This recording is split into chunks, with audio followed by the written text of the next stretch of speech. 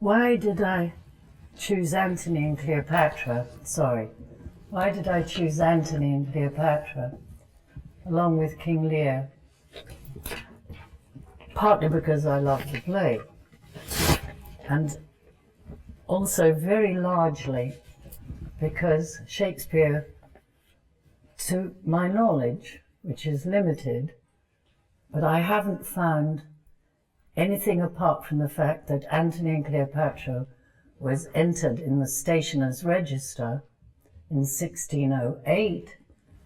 When he wrote it, we're not sure of, but certainly after King Lear. Perhaps he'd written something else before he wrote Antony and Cleopatra. But anyway, 1608, early 1608, spring, was when it was registered. And to be registered didn't mean it would be performed. And I've always had a question in my head. Maybe there's a simple answer which I'm just too ignorant to have located. Why was Antony and Cleopatra never performed? King Lear had been performed before King James I in December 1606. Why was there no... I haven't found any wonderful book. I'm pretty sure I've read Jonathan Bates' Soul of an Age more than once and gone carefully through it too, because I think it's an immense piece of work. But I can't find in his book any reference to Antony and Cleopatra having been performed, not a recorded, documented, researched evidence. And yet it does appear in 1623 in print. Why was it never performed? And another question in my head, and I'm not saying I found the answer, but a question in my head has been, so Ben Jonson, when he died a few years after Shakespeare, was buried in Westminster Abbey. Edmund Spenser, the great poet, I don't personally like his poetry, but that's quite beside the point. He is a great poet. I just don't get him.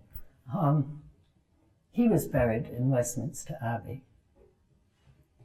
There's a great poet and a great playwright who actually did spend some time in the Tower because of some lines he'd written in The Isle of Dogs, one of his plays. And probably there'd been other things as well. And they were determined to give him a taste of the whip, as it were, by putting him in the Tower. But he ended up in Westminster Abbey. Shakespeare ended up in Trinity Church, Stratford-on-Avon, which can't have been then considered to be, this is where Shakespeare, our great Shakespeare, that wonderful poem by Ben Jonson, two great Shakespeare published in the First Folio in 1623. Shakespeare died in 1616, and he ends up buried in Trinity Church, Stratford-on-Avon. This great poet, this great dramatist, is buried in Stratford-on-Avon, and there isn't a word in his will about, I want to be buried in Stratford-on-Avon, which would be quite enough an explanation. So that's a question that has puzzled me. I'll leave that there. But then there is the question which Professor Jonathan Bate raises, which has also been in my mind, probably in a lot of people's minds. The question, did some scandal attach to Shakespeare's name over a certain period? That is distinctly... Should we turn this off? Is it going to interfere with the sound for the film recording? Should we turn the laptop off? Is it okay? All right, thank you. And then, of course, he wasn't performed for some hundreds of years. He was referred to, but not performed. And again, my knowledge can be pierced with an arrow from anybody in this room, and please do, I'd be really glad, not just being polite or something. When Shakespeare is next performed, it's been completely rewritten, King Lear, with a happy ending.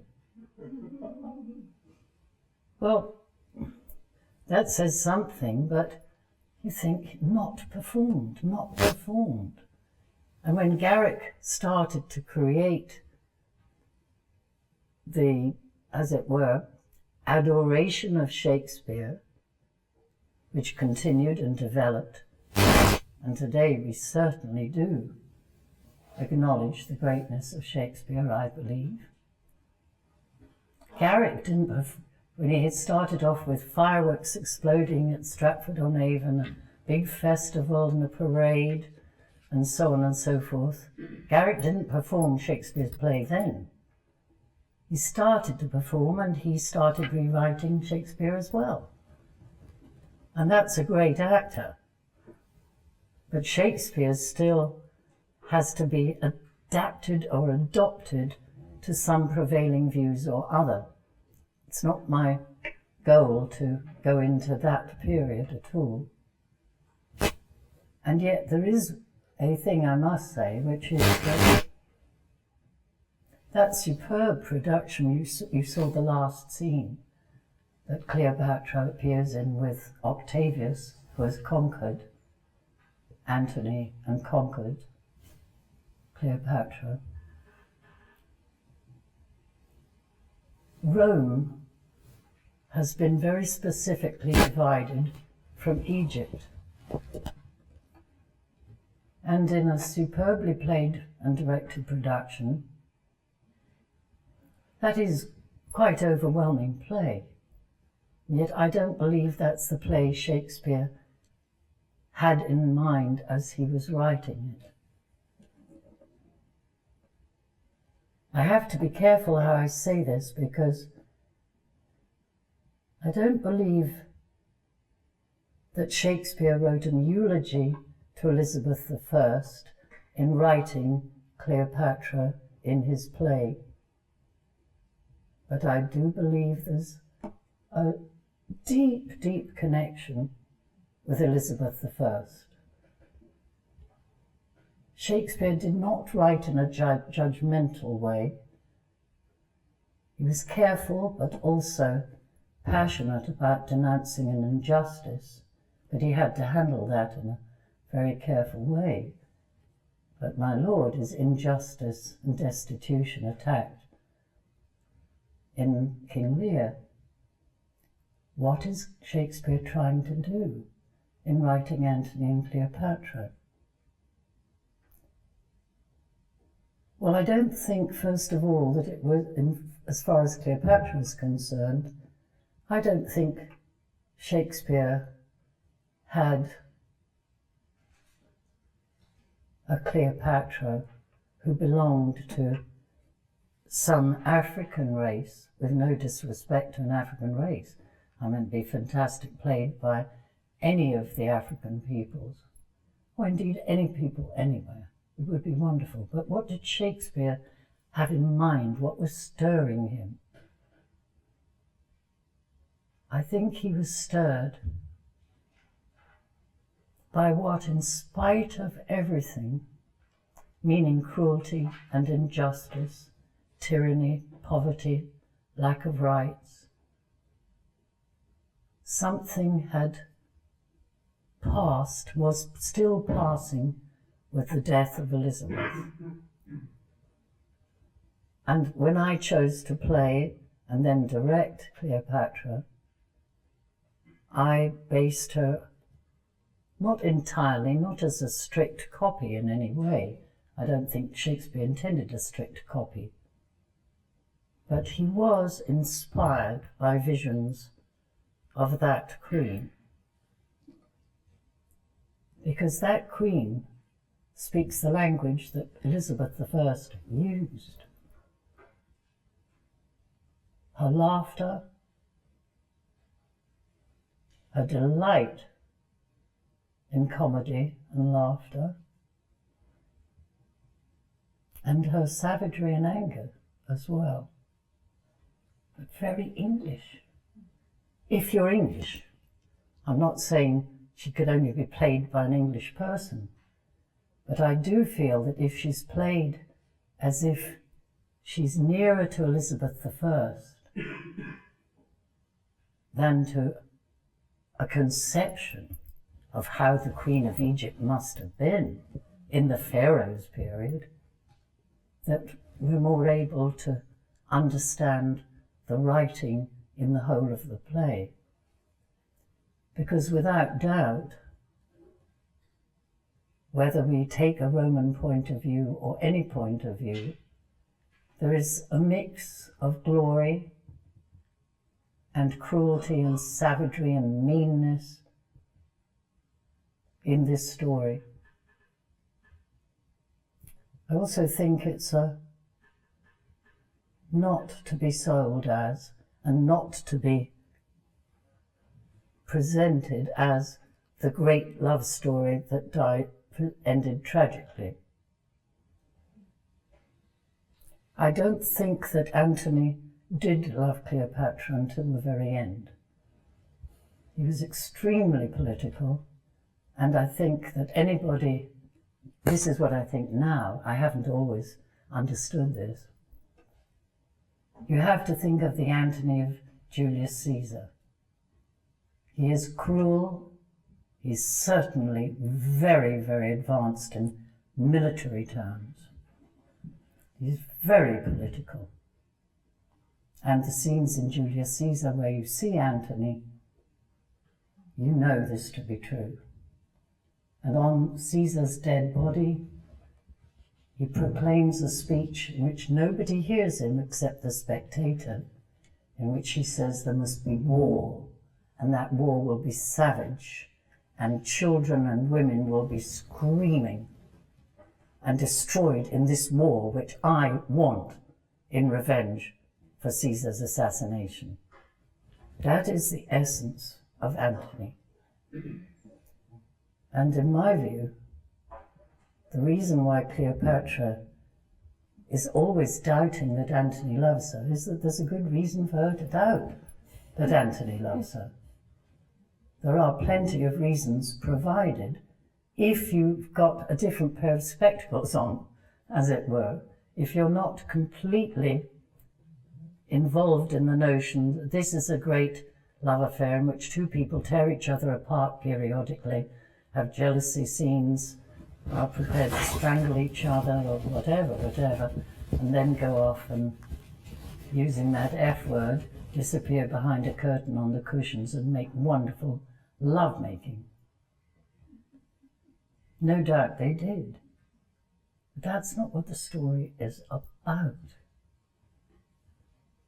And I came to think, very late in the day, I was only half grasping this the last time I played Cleopatra, that noting that Eleonora Duse, who was not the proclaiming kind of actress at all, she was sheer naturalism, Eleonora Duse, and we know that both from accounts about her playing and from what she herself said about her playing. And we know that from the tiny fragment of film that we have of Duse.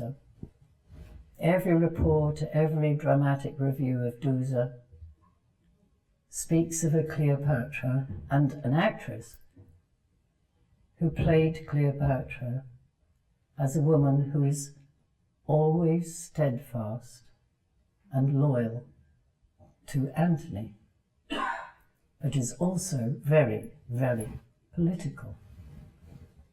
She is seeking out Antony because, having already been very close to Julius Caesar and been his partner, she has learnt a lot about how to keep power. She needs Antony. Antony, who is one of the three who rule the Roman Republic. And he and Octavius Caesar, as Octavius says, are bound to have a rupture. And that rupture is bound to lead to civil war within the Roman Republic. The triumvirate are going to break up, and given what Antony is after and what Octavius is after, he just needs more time, Octavius. He suggests Antony marry Octavia. Antony agrees, clearly to me, because it's politically convenient to marry Octavia and be with her for a while.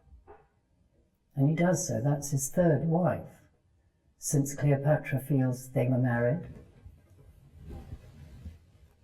That's his third wife, Fulvia being the first.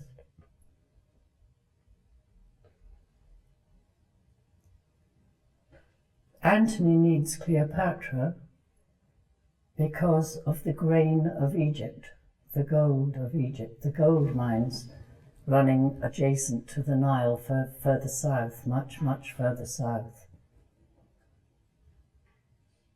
Politically, they need each other.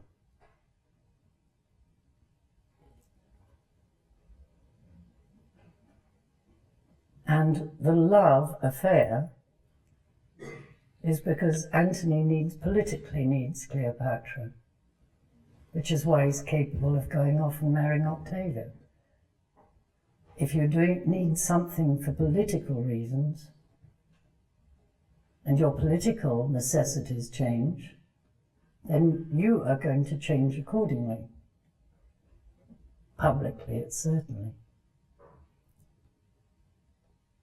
So I came to think, and I never played her fully like this, but I came to think that, oddly enough, it's Cleopatra who is the one who is constant.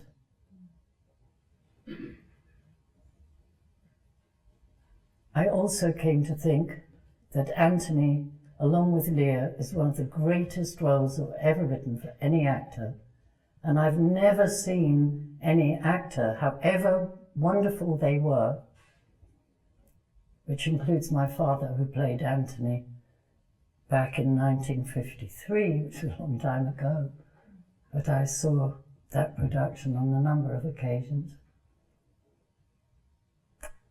He got great notices, great reviews, but I've never seen him or anyone else, however good they were, being able to play Shakespeare's Antony. And that wasn't, and could not have been, because they were good, not good enough actors. It had to be because of this kind of blindness that descends on all of us if research or events haven't cleared our eyes and shown us that there are other aspects that we haven't been able to take in and include in our analysis. So I'm just going to have a sip of water. I think it's not very helpful for analysis or research, but to me, Antony is a role. I think Philip Seymour Hoffman would be a brilliant Antony from many points of view, basically because he's an extraordinary actor, also because he's played O'Neill. And I was with him in a production of Long Day's Journey into Night. And Antony descends into his long day's journey. The question is, why does Antony descend? He loses his mind, literally loses his mind. He doesn't do anything but drink as he loses his mind. He loses everything. And in my view, it's not what Antony says it is. Foul Egyptian, thou hast betrayed me, because she ran with her ships out of the battle. It's because he has, for a long time, had that fear and that jealousy, and I think you can't have jealousy without an accompanying fear of Octavius's youth. He is some 20 years older than Octavius. Octavius is the nephew of Julius Caesar. He carries a lot of political support with him and a lot of land with him. Antony, through his liaison with Cleopatra and officially via the triumvirate, has control of Egypt, the Balkans, all the way up Syria, the Balkans. And Octavius has Italy, Gaul, and Hibernia. Spain, Iberia, sorry. And this fear, I think, is associated with the soothsayer, and to my mind, the soothsayer is not an Egyptian soothsayer. Cleopatra's girls, as she calls them later, and frequently, especially in her last hours, Cleopatra's girls don't talk to the soothsayer like he's a frequent habit. On the contrary, Rome had much superstition within it, and we can't say a soothsayer is necessarily superstitious. Shamans, we could say, are witch doctors or superstitious soothsayers, but they're not. They're much more than that. I think Antony brought the soothsayer with him. Roman as he was Roman through and through. He was born in Rome. He lived in Rome. He fought Caesar in Rome, Julius Caesar. He protected Julius Caesar and fought Julius Caesar's enemies and killed Brutus at the Battle of Philippi. Well, he committed suicide, but he defeated Brutus and Cassius and all their forces.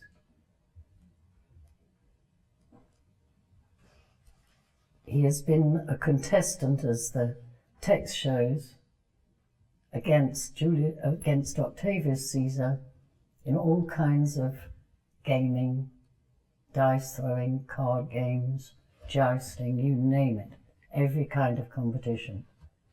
And because Octavius is so much younger, he has a strength, a personal strength of body and a personal strength of a special kind, which I'll come to in a minute, within him, that Antony is losing by virtue of his age. Now, some people may think, well, he's not that old, he's 42. Yes, but Octavius is 22.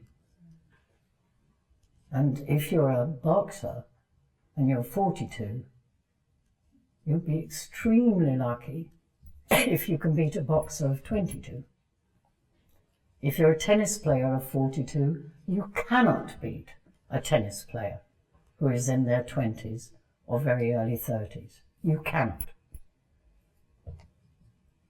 Weigh this as any value to analysis or not. This is how I see it. He is afraid, and the text shows he's afraid. He's afraid. He's afraid of time running by, and he's getting older. He has to defeat Octavius. And he calls on the soothsayer, and the soothsayer says, don't stay near Octavius because he'll always beat you. And I'm stressing, I don't think the soothsayer should be rubbished off as somebody no one should have listened to.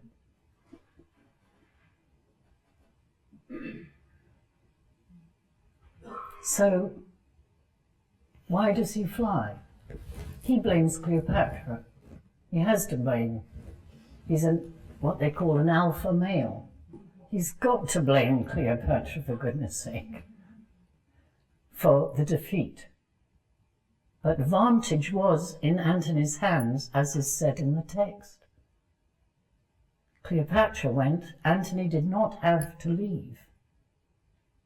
In my view, it was that the fear increased by time, by some more white hairs in his head, by feeling his energies not being quite what they were. He panics, loses his mind, and makes a run for it. And then he loses himself. He goes mad, step by step by step by step, drinking all the way. In that sense, he's an O'Neill guy. He's one of the sons of Tyrone, the actor, in Long Day's Journey into Night. And if that course is taken by any wonderful actor, then Antony becomes the protagonist of the two. And if Cleopatra is the protagonist, and Antony cannot be held to be so by any spectator, however good they are as an actor, then you haven't got the play. Now, I'm at the end of my time. I just want to conclude why Lear and Antony and Cleopatra. The more I look at Lear, even looking back at Lear today, having talked about Lear yesterday, thinking of how I myself am a mix, if I go way, way back, I'm a mix of an obsession with the Pilgrim's Progress, because that was the one book I could read and read and read, that helped me cope with the idea that it did seem conceivable, from the little I heard from the adults I was around, conceivable that Britain would be invaded in the Second World War, and as we know, it was more than conceivable. Virginia Woolf was as concerned as anybody, and she knew her husband was Jewish. And she was frightened she would not be able to protect him, especially if she got some more of those mini nervous breakdowns that she did have periodically. And she committed suicide, in my view, in order to save Leonard Woolf. Nobody agrees with me on that, but that's my firm view. Reading one of her letters to Leonard, which is precisely about that. It's not her last. Now, I don't know how to say this well enough. I wish I could. Throughout Elizabeth's reign, especially in the last decades of Elizabeth's reign, the nonconformists and the Puritans were gaining more and more members and more adherents, both religious terms and on economic grounds. There was Martin Marprelate, who was spreading pamphlets everywhere, it's supposed backed by some Puritans in the House of Commons, maybe also in the House of Lords. There was, of course, that double edge where there were the extremists in both religions, but mostly there were Catholics who were terrified because you couldn't be openly a Catholic. And there were Catholic pamphlets which were actually devoutly wanting to convince people, stay steady, keep your faith. Keep your faith, even though now you have to have your little altar hidden inside of a cupboard, which is about 6 doors before you can find that altar, because you can only pray at home if you've got that kind of wardrobe which has got sufficient doors and drawers to be able to kneel down and pay respect in Catholic terms. But Tom of Bedlam, poor Tom, if one looks at it, I suggest that one will see that what are apparently mad phrases have something akin to what John Bunyan writes about in The Pilgrim's Progress. He had various periods when he was convinced that devils were trying to get him to lose his faith, when he began to despair that he was losing his faith. It's a very extraordinary story, and when these devils are described by John Bunyan, they are remarkably similar, I think, to some of what poor Tom, otherwise Edgar, the legitimate eldest son of the Earl of Gloucester, says. And fundamentally, Edgar is the one hope, and it's still not a decided hope, but it is a glimmering of hope that this young man at the end of King Lear may find a way forward, Shakespeare doesn't say what's going to happen. A lot of dead people, but poor Tom, Edgar, may well find some solution because he's the youngest, younger than Albany. And what happened in James's time was again this conflict in which James and his government were afraid of two contending forces, the rich versus the poor, of keeping order against the poor and the destitute, the vast growing numbers, the Poor Law Act and so on, which was kept on. A fear of which diminished, of the King of Spain, and a fear of nonconformism, opposition, whether in the form of dedicated Puritans or very convinced nonconformists, Quakers and so on.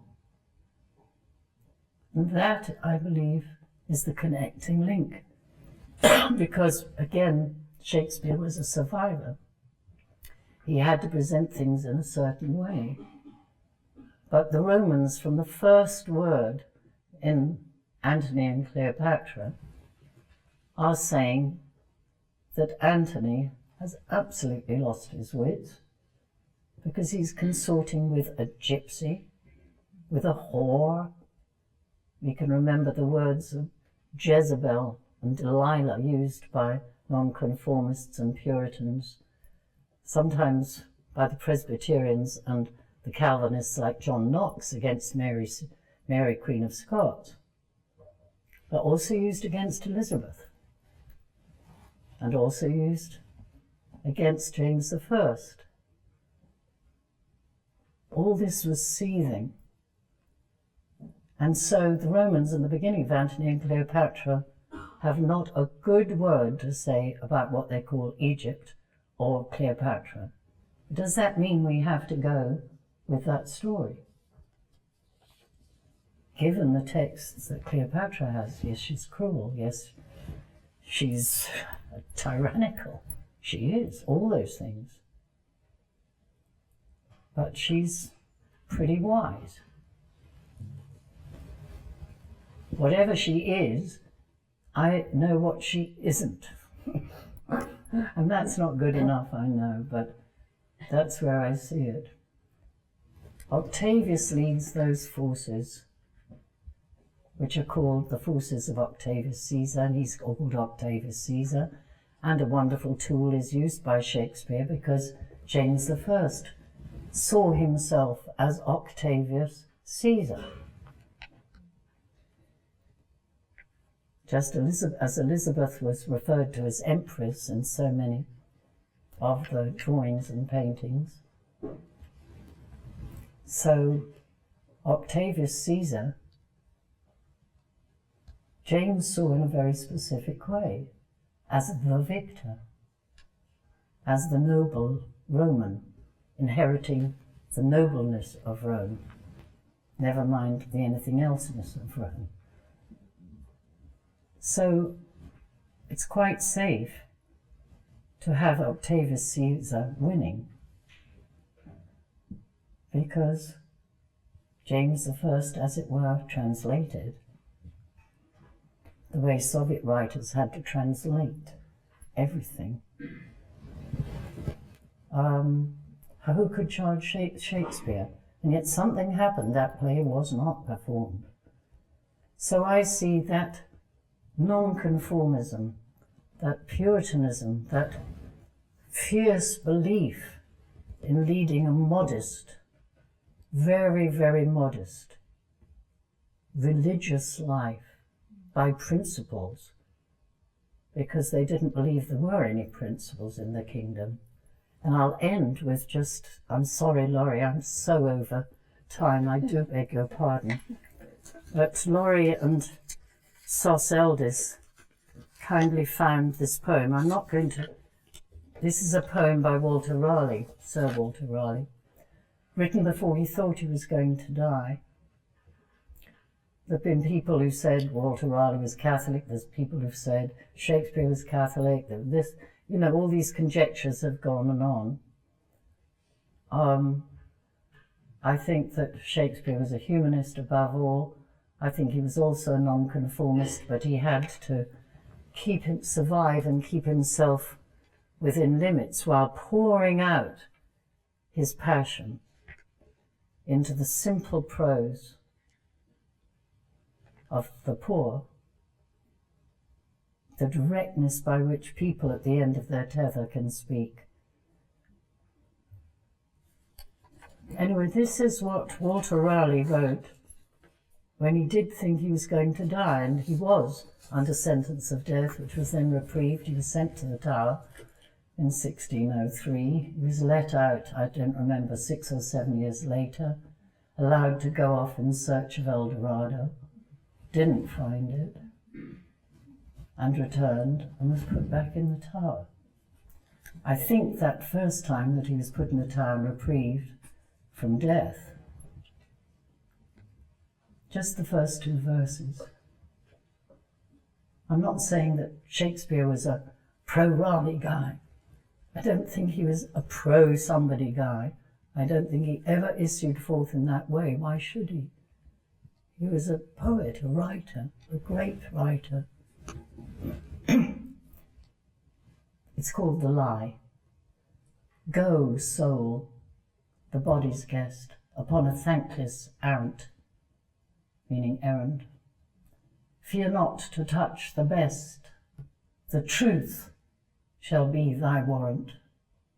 Go, since I needs must die, and give the world the lie. Say to the court, it glows and shines like rotten wood. Say to the church, it shows what's good and doth no good. If court and church reply, then give them both the lie. There's a very, very hard, passionate nonconformism, and he's prepared for whatever it takes. It's this spirit of nonconformism that runs through England, going this way, going that way, like the flag in the stream, and yet founded, whether leaning to Catholic or becoming Catholic, or leaning to the Puritans and becoming Puritans in faith. It's a seeking for justice and how do we live. And that's where we come to the end of what I'm talking about. And that's where we come to human rights in our time. We got our British prisoners back from Guantanamo, thanks to our lawyers and human rights, thanks to American lawyers, German lawyers, thanks to the barristers, thanks to these teams that fought, thanks to their families who knew that if they had committed anything wrong, they must be brought back and tried for what they would be charged with. We live in a world, as you know, where the basis for democracy, which is the rule of law, is trembling very muchly because leaders have been ready to either ally themselves with breaching, as they call it, the legal word, that law, breaching the American Constitution, breaching the British Bill of Rights in one way or another, and consigning people to infinite detention as it was intended. And infinite detention is a torture in itself, without charge or trial. So that's where I try in my somewhat flailing way to bring together the now and the yesterday in Antony and Cleopatra and in King Lear. Thank you so much. I do apologise.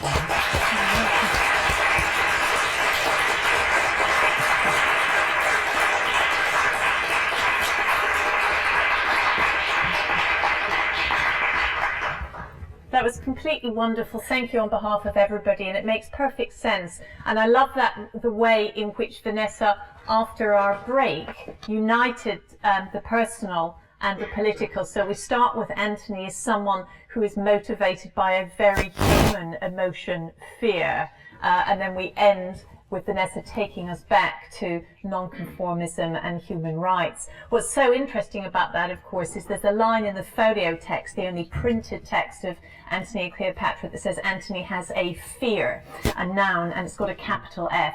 And editors always amend that because they don't make sense of it. Wow. The least they do is turn it into a verb and say he's a fear, but sometimes they change the word completely. And so that completely relocates Antony, I think, and made wonderful sense. And what I wanted to ask you, yes, given that you've had this wonderful mix of the political and the personal, I mean, Jonathan Miller, in one of his introductions, said that the personal is always running through Shakespeare's political plays. And he gives as an example Antony and Cleopatra and says, this is a play about armies clashing, but it's about people who set armies clashing, and you cannot separate the two.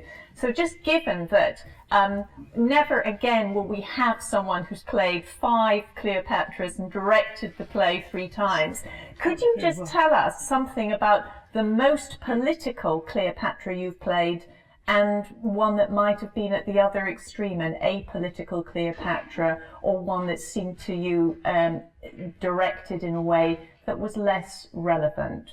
Or is that a contradiction in terms Shakespeare is always going to be politically in the here and now? Can you locate your Cleopatras for us on political spectrums or personal spectrums? I can have a try. Sure, come okay. Thank you. Well, the first Cleopatra I played was in 1973, and it was in the tent that the wonderful American actor Sam Wanamaker erected on the bankside, on the south bank, near where it was believed that, located, that the Globe had been and was located as where the Rose certainly had been, because they found the underpinning of the old Rose Theatre. And Tony said he would set it more or less in the 1930s. And it was how he saw it in this, it was covered by a tent, but it was in the open air at the same time. And we were rained off halfway through the run. And Sam, in the middle of the storm, climbed with a bucket and literally standing on the tent roof, trying to bail the water out over the side of the tent while we were playing, saying, "The show must go on, the show must go on." And I thought he was a brave, sort of wonderful Antony-like man. And we owe it to him, of course, this wonderful American actor that we have today, Shakespeare's Globe. Anyway, that's where we played it. And Cleopatra, Tony encouraged me to think, was a sort of Pola Negri, or one of those other film stars in the black and white period of cinema, or Joan Crawford. And I clicked with thinking about Joan Crawford because I had met Joan Crawford, for what it's worth, neither here nor there, but especially because I'd worked with Douglas Fairbanks Jr., who'd been Joan Crawford's husband at some time, and in fact during the war, and he'd served in the war, and he was away in Europe fighting for about a year. Hadn't seen Joan for more than a year, and he got back on leave, and he rushes straight to the studios and the set where Joan is filming, and everybody, out of respect for this war hero, or hero man returned from the war, stopped filming and said, Joan, Joan, Joan, Douglas is here. So filming stopped,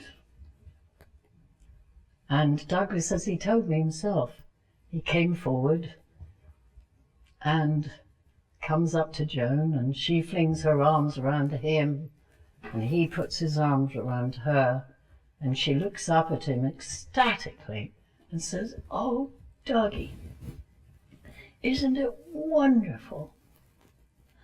I've been given a new contract under MGM." So that story helped me understand Tony's idea of playing Antony and Cleopatra in the 1930s. He wanted this woman particularly. I don't remember how he thought of Antony. That wasn't my job to understand that so much. But the designer gave me a lovely 1930s retro silk dress, and I dyed my hair flaming red, and lots of makeup, and smoked, drank whiskey copiously, and when, as directed by Tony, I was ready to do anything Tony wanted, because he was such an iconoclast, and I was such a conservative that I got excited by iconoclasm, and was ready to try anything. And so when Antony leaves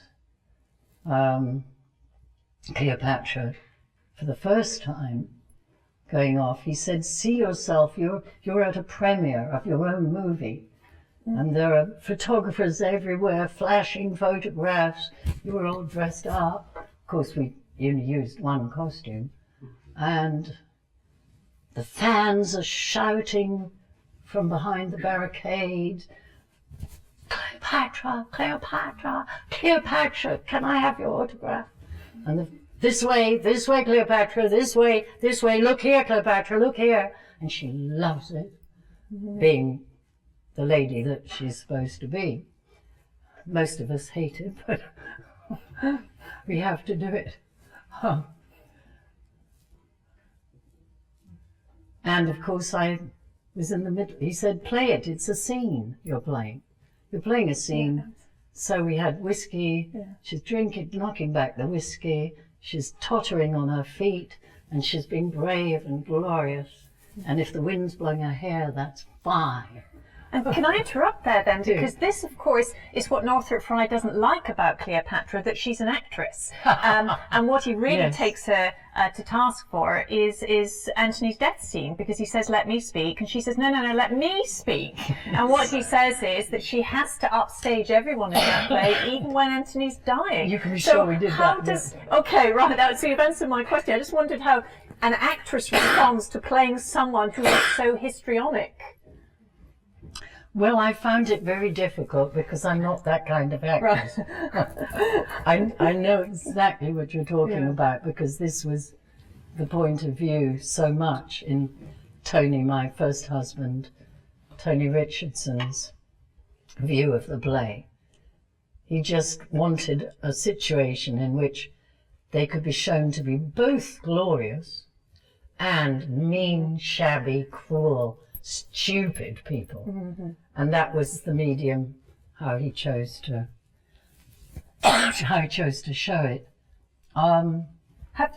Has your Cleopatra ever been fearful? Because everything you were saying about Antony in that wonderful reading of him as being 20 years older than Octavius, worried that he's losing it, is what you get in the speeches of Cleopatra questioning the messenger about the looks and the age of the new bride. So have you ever had a very vulnerable or fearful Cleopatra to match your vision now of a fearful Antony?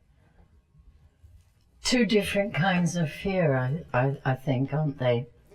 There's the fear of losing your power, which is one kind of fear, losing your power in every sense.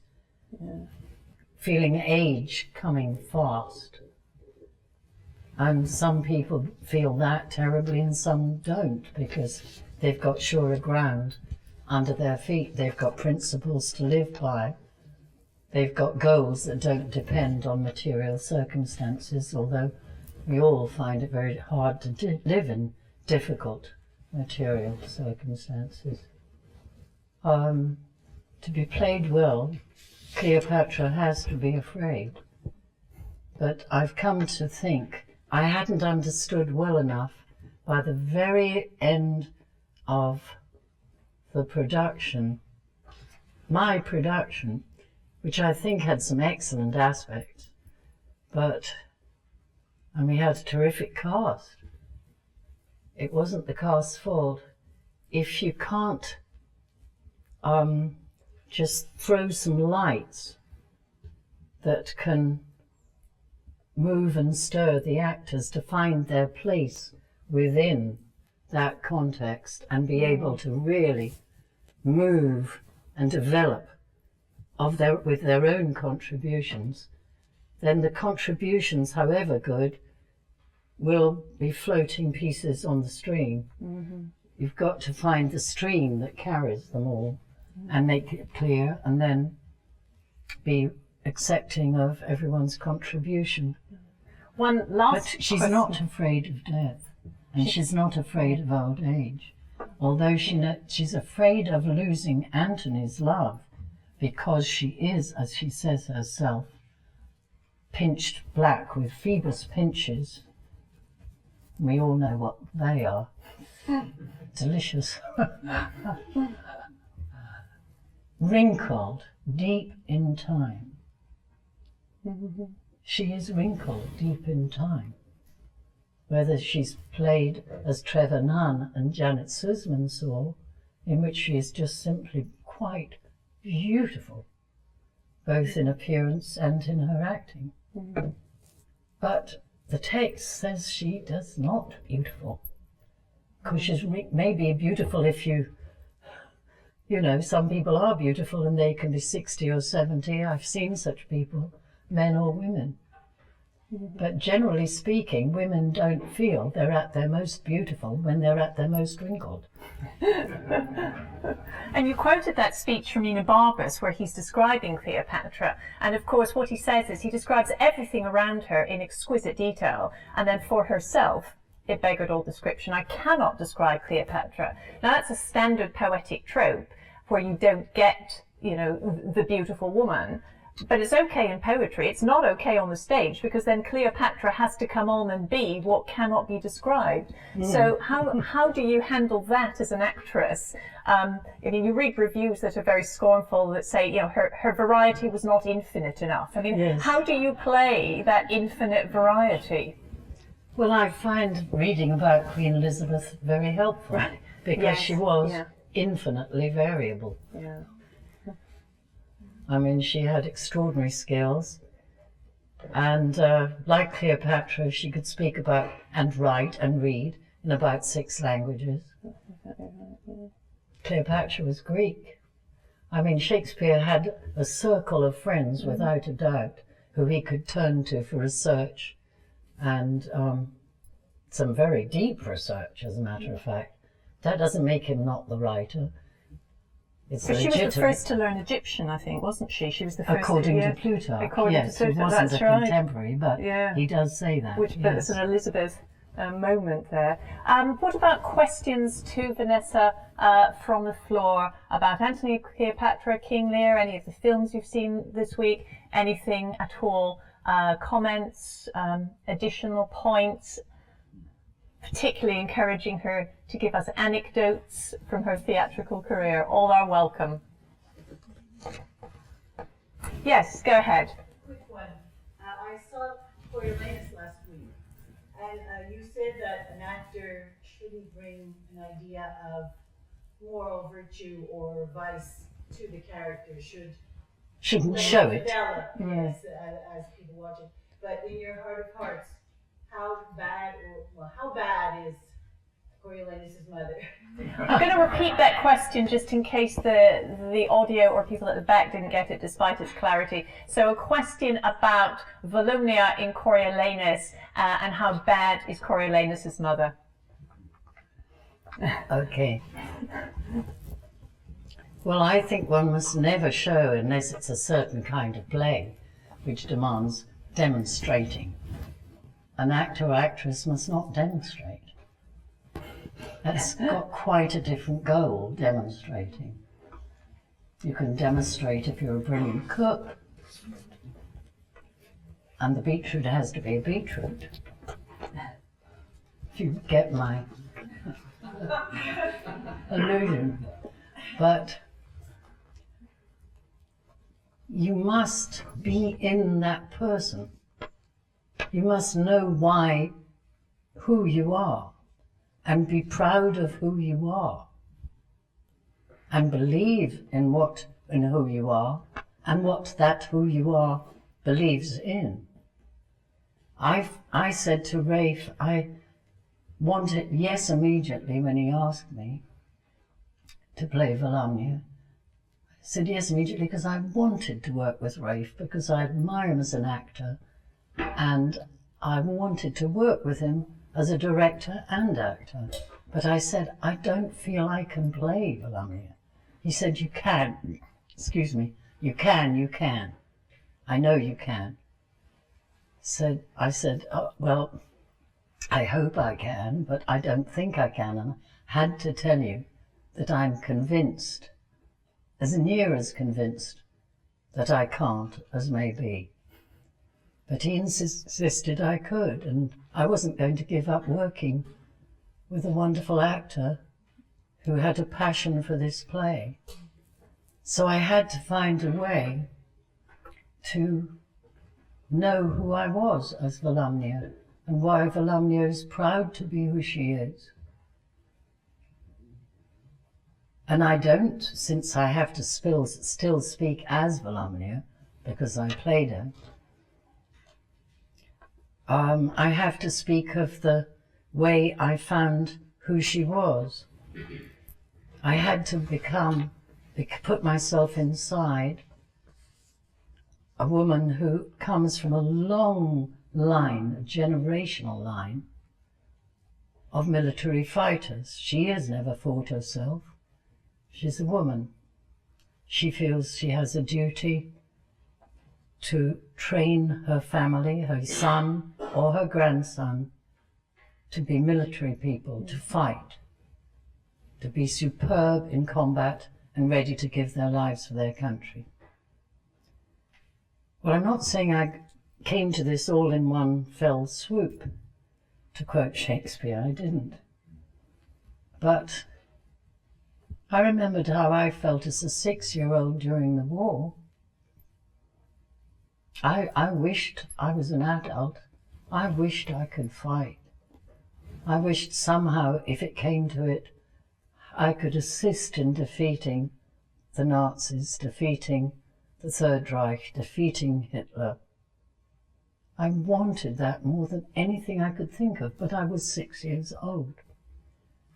So I remembered that, and I remembered the glory of my Uncle Robin. Both my mother's 2 brothers, both of them, joined the Royal Navy. My father joined the Royal Navy until he was invalided out on a dislocated shoulder, and I think Noel Coward spoke to somebody and said, listen, he can do more important work here at home, playing for people in midday concerts and plays, than going off to fight.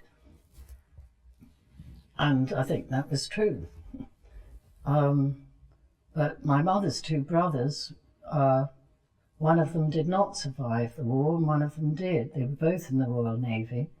Their father, my grandfather, had risen from being a 14-year-old working as a clerk in a bank through a tortuous road, through being somehow getting a job teaching young midshipmen on a Navy ship, which he'd got no qualifications for whatsoever. And he rose to become headmaster of the Royal Naval College, training, giving education to those who planned to be professional military people, sailors in this case. And I remember when Robin was shell-shocked and he was sent back to where we were evacuated in the country, and I saw him in his uniform, and he was very young, he was, I don't know, 25 or something like that, with red hair. He sort of looked like an Elizabethan, actually. I didn't know how ill he was, what shell-shocked means. His ship had been blown up in the North Sea, and I remember him playing with us, and I thought, you're a wonderful person to be fighting, you know, for all people in Britain with the Allies against Hitler's forces. And actually he died fighting the Japanese hand-to-hand battle in guerrilla warfare in the jungles of Malaysia somewhere, and then they had to evacuate in a boat, and that was blown up too. And as a stoker in that ship, told my grandfather when the war was over, he'd had a telegram, my grandfather, saying missing in action, which always put fear into everybody. I'm telling this because of Volumnia. He had, with a dislocated shoulder from some of the guerrilla warfare he'd been in, he'd insisted, as he was a lowly officer, but was an officer, he'd insisted that the stoker must take this bit of wood and cling to it to survive, and the stoker did survive. And Robin had the goal of swimming 26 miles to land with a dislocated shoulder in the Pacific. Well, of course, he didn't make it. So I remembered that and began to grow from the inside. Sometimes you can come from the outside. Sometimes the best, I think, is when you can come from the inside. And I thought of all the military people I worked with when I was both in Sarajevo, where I went a lot of times during the war, and to the end and after the war, and in Kosovo. And some of these military people were just terrific. Had long talks with a British general who I thought was fantastic, the way he was talking. And usually military people are, if they're in the officer ranks, not necessarily, but they usually come from middle-class families, you know. They've been to school, they've had education and so on, or they've received it later. And with Italians of the same kind, especially a woman who ran a sort of girl guide, very seriously, and had been married to one of the Italian prime ministers, and I went to her for her help to approach certain people in government to get both visas for refugees coming out. This case was Kosovo by that time. And we were trying to get people out as well as trying to give help to people in. And at the end of the war in Kosovo, when the Serbian forces were forced to retreat,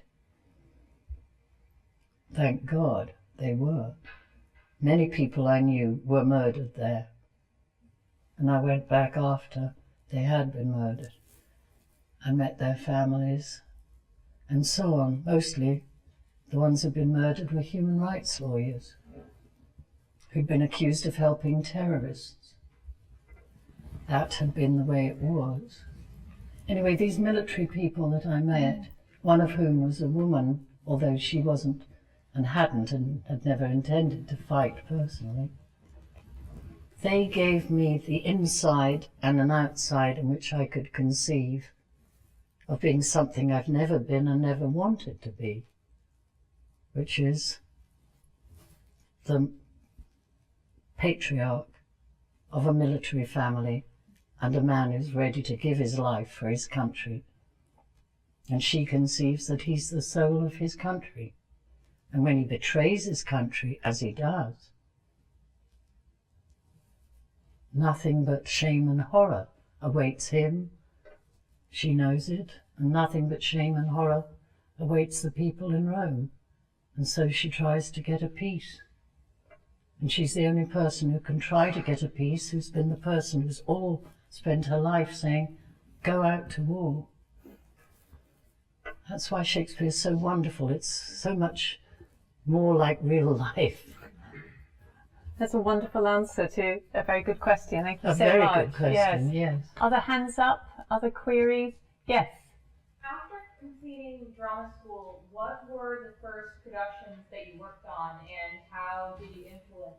How did those productions influence your career and just your thinking about theatre? Okay, great question. After Okay. drama school, what were Vanessa's first productions and how did they influence her? Thank you. Well, the first job I got, I was so damn thrilled.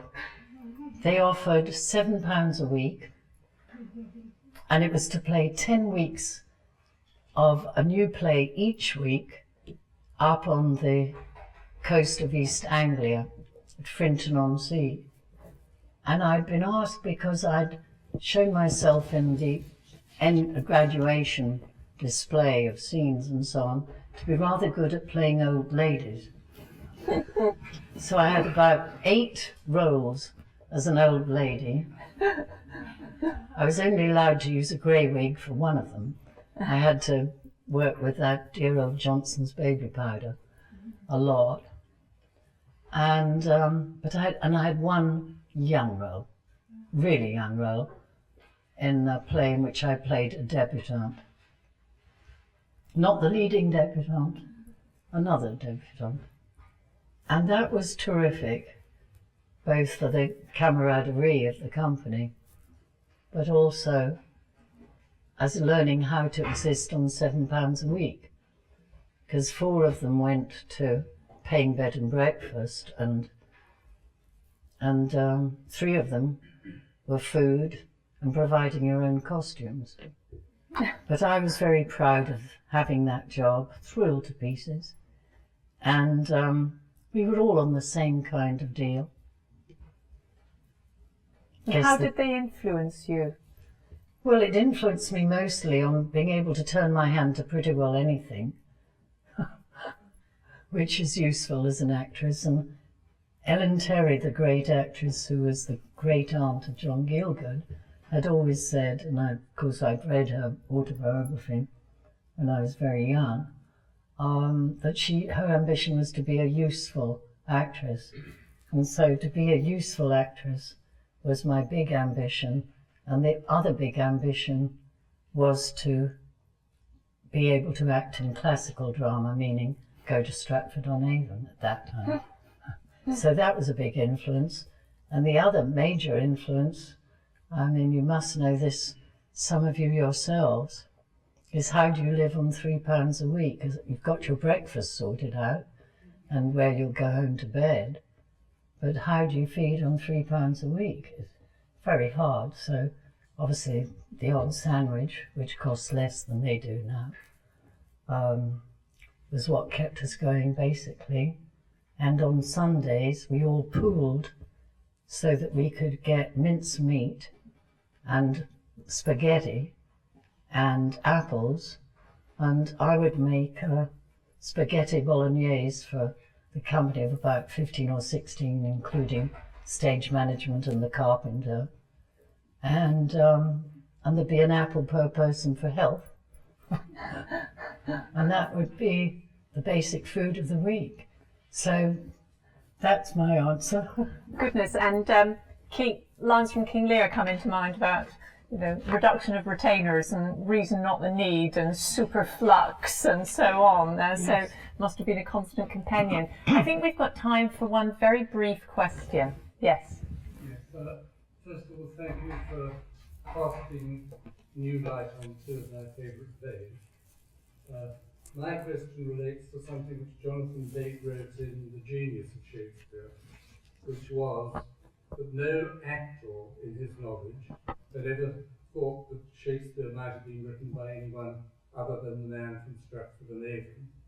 And shortly afterwards, Mark Rylance's work came out with a following, and I wondered whether you had at any stage doubted the veracity of Shakespeare being the man from Stratford-on-Avon writing the play.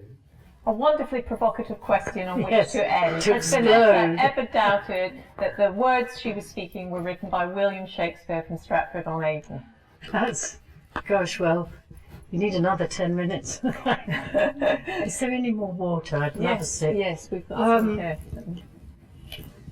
I wouldn't say the word doubt, because Shakespeare's not a religious question, and the word doubt to me is either a legal question or a question of faith, and so on. I didn't for years and years and years. Why should I? You know, I didn't bother my head that for years that Shakespeare had been buried in Stratford-on-Avon. Why not? He was buried there, that's okay. I thought The Merchant of Venice, as I said, very young, was a wonderful read. And I had no idea who Shakespeare was, but that's the name printed. And of course discovered over the years, nobody discussed it whatsoever in any of the years that I was at Stratford-on-Avon. I noticed that remarks about Shakespeare were extremely limited if it was just talking about his life. Infinitely fascinating, infinite to explore if his plays were being discussed. So of course, naturally, the main issue is the plays, not the identity of who wrote them. For anyone with real research capacity within them and around them, there's been so much written, and most of us have read a lot about what has been written, but we actors and actresses have always read it from the point of view of understanding more deeply about Shakespeare's plays. And at this point in time, I think that the one thing lacking basically has been to take a all-embracing approach to the plays rather than an English literature, which is valid, totally, of course, approach to the plays. You need to find the times that stirred the Globe and Shakespeare and the actors, because they were living in such difficult times. And I've always been of the view, and still haven't left that view, and I don't imagine I will till I drop, that it's what's going on that is the strongest influence in life to anybody, the now, and that what's held in the either in the genes or in the past history is vital for being able to know, well, where of the answer to that question, where have I come from? Where am I going? The great question that Gauguin put up on that painting. And I've answered by that, but where am I? Where have I come from? Where am I going? Whether to myself or to anybody else, by saying, well, I feel I can only analyse that from the point of view of human rights, which means you need to study history straight off. And I don't think today it's possible to take make an analysis or a view of what can be done without doing a lot of study or seeking research from those who are specialists, and especially in the field of human rights. Because if you are not content with protesting, but want to help, well, my answer has been, we can help in our world of the theatre and film and poetry, music. That's where we can help. That's where we can try to keep people from becoming forever divided or endlessly divided. That's why I support the Barenboim Said Foundation, which funds the West Eastern Divan Orchestra, because they don't even need words. They need to work together. And that was the whole point, working together on music, in the course of which, if you read the discussions between Barenboim and Edward Said, you find that, of course, political questions do come up about Israel and Palestine and being an Arab and being Jewish. But they're not why everyone's got together. They didn't get together to make peace. They got together to make music. Mm-hmm. And that's what we can do in our field of drama. That's a wonderful way for us to end. I've got my eye on the clock here. Thank you. And I feel like we're an audience of Prosperos having to release our magical Ariel to liberty after 3 hours of hard work. Vanessa said in response to the first question about Volumnia that an actress shouldn't demonstrate in the sense of put your cards on the table, but this actress has demonstrated all sorts of wonderful things to us this afternoon and yesterday, and your image of Shakespeare, the reconciler. Shakespeare's giving us a sign there of approval, I think. Shakespeare, the reconciler. Vanessa has reconciled so many things for us this afternoon in so many areas, and we are very grateful to you. Thank you very much. Oh, thank you very, very much. Very much, very much. Thank you.